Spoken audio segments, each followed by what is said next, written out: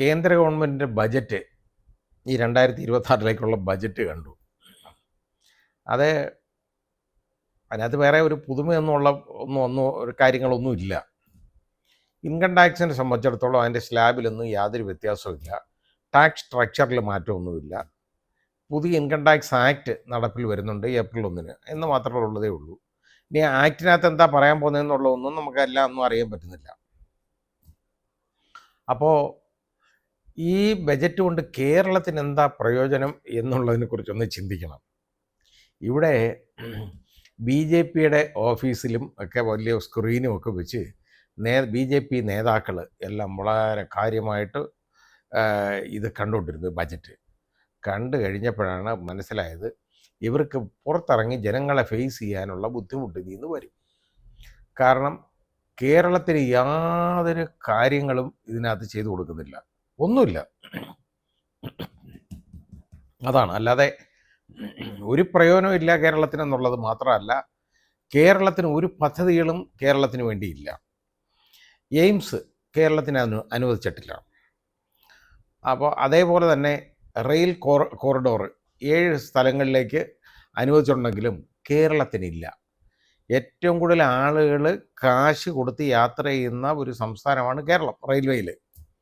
റെയിൽവേക്ക് ഉള്ള വരുമാനം എന്ന് പറയുന്നത് കേരളത്തിൽ നിന്നുള്ള വരുമാനം മറ്റൊരൊറ്റ സ്റ്റേറ്റിൽ നിന്നും ഇല്ല. അതാണ്.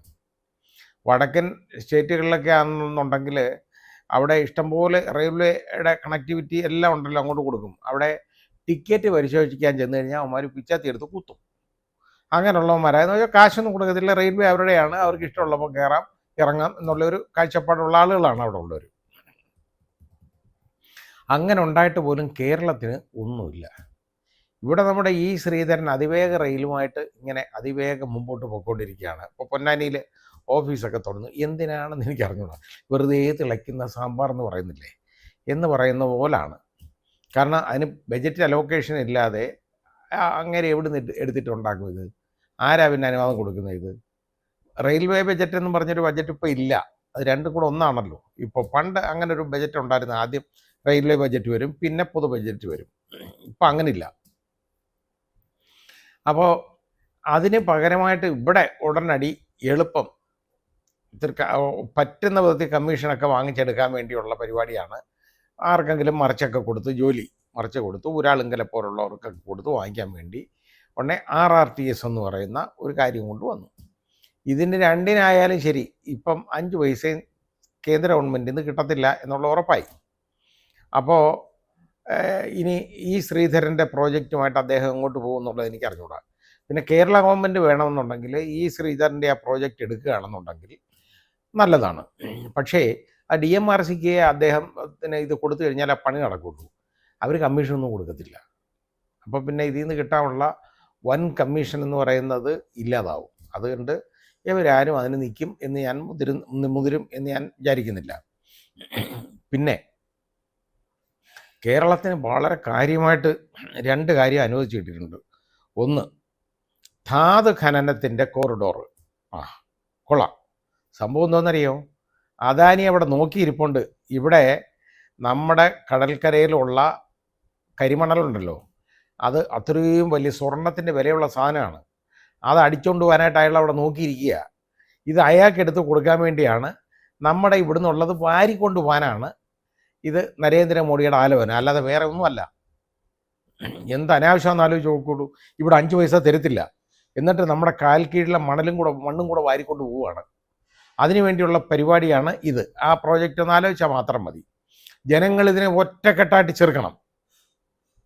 കാരണം ഇത് ഈ ധാതു ഖനനം എന്നും പറഞ്ഞ് ഇവിടുന്ന് കൊണ്ടുപോകാൻ പോകുന്നത് മുഴുവൻ കടലിൽ നിന്ന് മണ്ണും വാരി തുടങ്ങിയല്ലോ, അത് മുഴുവൻ കുത്തകകൾക്ക് കൊടുക്കാൻ വേണ്ടിയുള്ള പരിപാടിയാണിത്.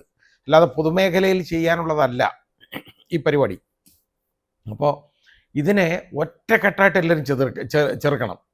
അത് BJPക്കാരെന്നോ കോൺഗ്രസ്സുകാരെന്നോ കമ്മ്യൂണിസ്റ്റുകാരെന്നോ ഉള്ള വ്യത്യാസമൊന്നും വേണ്ട. എല്ലാവരും ഒറ്റക്കെട്ടായിട്ട് നിന്ന് ചെറുക്കണം ഈ വൃത്തികേടിനെതിരെ. പിന്നെ ആ തന്നതിൻ്റെ ഗുണം ഞാൻ പറഞ്ഞല്ലോ. ഇനി രണ്ടാമത് തന്നത് ആമ വളർത്തൽ കേന്ദ്രം ഉണ്ടാക്കുന്നുണ്ട് കേട്ടോ. നല്ലതാണ്. ഇവിടെ ആമയെ വളർത്തിക്കൊണ്ടിരുന്നാൽ മതി. എന്ത് നാണക്കേടാന്ന് ആലോചിച്ച് നോക്കുള്ളൂ. ഇതുപോലെ നമ്മുടെ നാടിനെ, ഈ സംസ്ഥാനത്തിനെ ആക്ഷേപിച്ച ആരെങ്കിലും ഉണ്ടോ? ഏതെങ്കിലും സർക്കാരുണ്ടോ? ഇന്ന് വരെ BJP സർക്കാർ പോലും ഇതുവരെ ഈ ഈ വർഷം വരെ ഇതുപോലെ ആക്ഷേപിച്ചിട്ടില്ല. ഇത് കരുതി കൂട്ടിയാണ് കേട്ടോ.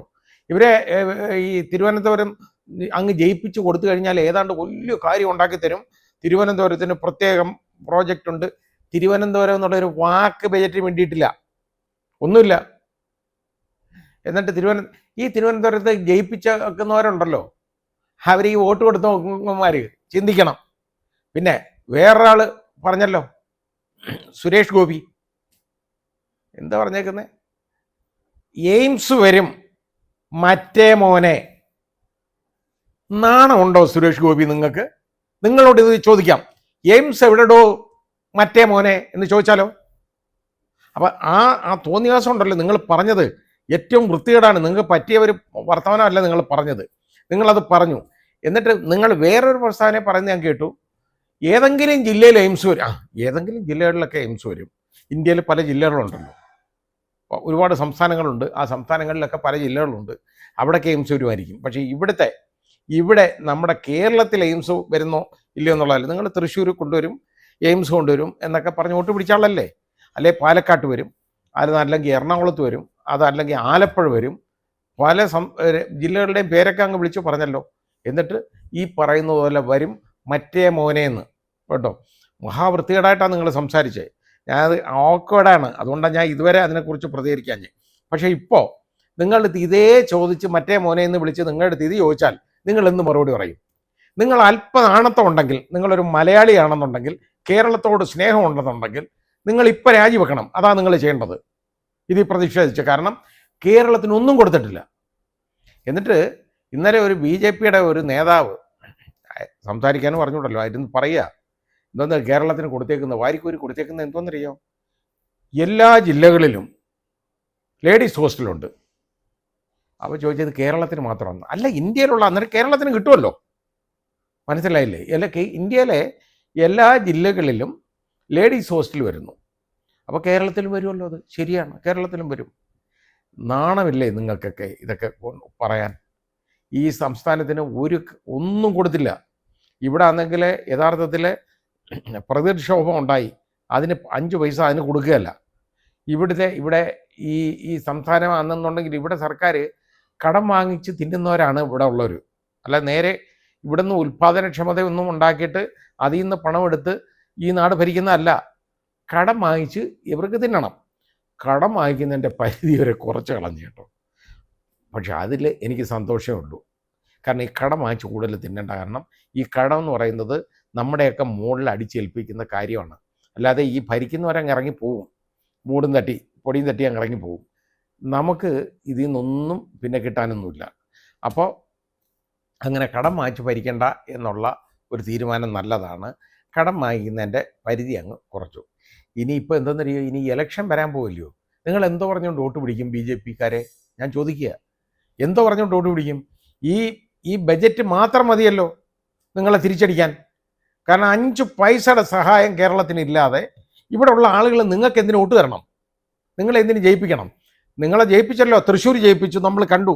ഈ മറ്റേ മോനെ എന്ന് പറയുന്ന ആളെ നമ്മൾ കണ്ടതാണ്. ഇനി അടുത്തത്, ഇനിയിപ്പോൾ തിരുവനന്തപുരത്ത് നിങ്ങൾക്ക് അവിടെ നഗരത്തിൻ്റെ ഭരണം അങ്ങ് കിട്ടി. എന്നിട്ട് എന്ത് ചെയ്യുന്നു? ആ കിട്ടിയതിനാണ് ഇത് അവിടെ ഏതാണ്ട് വലിയ കാര്യങ്ങളുണ്ടാക്കും, അതുണ്ടാവും, ഇതുണ്ടാവും. ഒന്നും ഉണ്ടായി കണ്ടില്ലല്ലോ. ഇവിടെ ഒന്നും ഉണ്ടാവാനും പോകുന്നില്ല. പ്രധാനമന്ത്രി വന്ന് എല്ലാം പറഞ്ഞിട്ട് പോകുന്നു പറഞ്ഞു. പ്രധാനമന്ത്രി ഇതുപോലെ പലയിടത്തും വരും, സ്വീകരണമൊക്കെ ഏറ്റുവാങ്ങും. അവിടെ ഒരു കൊച്ചിനെയും തലോടിയിട്ട് അങ്ങ് പോയി. വയനാട്ടിൽ വന്നിട്ട് ഈ ദുരന്തം ഉണ്ടായപ്പോൾ 5 പൈസ എന്നിട്ട് കൊടുത്തില്ല. ഇതാണ് അദ്ദേഹം ചെയ്തുകൊണ്ടിരിക്കുന്നത്. അത് തന്നെയാണ് നിങ്ങളുടെ പരിപാടി. ഇപ്പോൾ ഇതും പറഞ്ഞുകൊണ്ട് ആകെ ആമ വളർത്തൽ കേട്ടോ. ആമയുടെ മുട്ട എടുത്തുകൊണ്ടിരുന്നാൽ മതിയല്ലോ. ബാക്കിയെല്ലാം ഇവിടെ എല്ലാം ഉണ്ടല്ലോ, മുഴുവൻ ഉണ്ടല്ലോ. ഇവിടെ ഒരു ബുദ്ധിമുട്ടും ഇല്ലല്ലോ. അപ്പോൾ അത് ആ രീതിയിലുള്ള കാഴ്ചപ്പാട് ശരിയല്ല. കേരളത്തോട് കാണിക്കുന്ന ഈ ചിറ്റ നയമുണ്ടല്ലോ, ഇതിനോട് പ്രതികരിക്കണം, ഇതിന് എതിരെ പ്രതികരിക്കണം. അത് കക്ഷി രാഷ്ട്രീയ ഭേദമന്യേ പ്രതികരിക്കണം. അതാണ് ചെയ്യേണ്ടത്. കാരണം ഒന്നും കിട്ടാതെ ബാക്കി സംസ്ഥാനങ്ങൾക്കൊക്കെ ഇഷ്ടംമാതിരി വാരി കൊടുക്കുക, ഇവിടെ ഒന്നും കൊടുക്കാതിരിക്കുക. അതിൻ്റെ കാരണം എന്താണ്? ഇവിടെ നോക്കുമ്പോൾ ഇവർക്ക് ക്ലച്ച് പിടിക്കാൻ പറ്റുന്നില്ല BJPക്ക്. അത് അവർക്ക് തന്നെ അറിയാം. അതിൻ്റെ ഏറ്റവും വലിയ തെളിവാണ് ഈ ബജറ്റ്. അപ്പോൾ തിരുവനന്തപുരം നഗരം അതങ്ങ് കിട്ടിപ്പോയി. അത് കിട്ടാനുണ്ടാക്കിയ പരിപാടികളെന്ന് പറയുന്നത് ഒരു അന്തർധാര ആയുടെ ഫലമായിട്ടാണ്.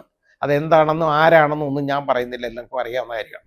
അപ്പോൾ ഇത് ഒന്ന് തിരിച്ചറിയണം, മനസ്സിലാക്കണം, ജനങ്ങൾ പ്രതികരിക്കണം ഇതിന്. അതാണ് ചെയ്യേണ്ടത്.